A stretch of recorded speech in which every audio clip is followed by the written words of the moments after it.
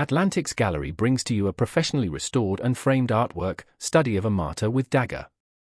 Unknown, old master from Italy, France or South Germany, 18th century, oil on canvas, 1740 to 1780.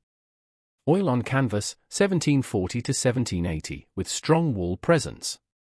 See more at atlantiques.co.uk. Its appeal is devotional and dramatic, with the subject giving the work emotional gravity and a clear art historical identity. Look closely at the full composition, then at the details: devotional subject, historic composition, documented presentation. These are the qualities that give the painting its wall presence and collector appeal.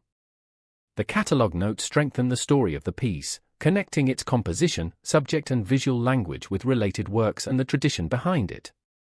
Its restoration adds to the sense of care around the object, bringing the surface, color, and presentation into a condition that invites confident inspection.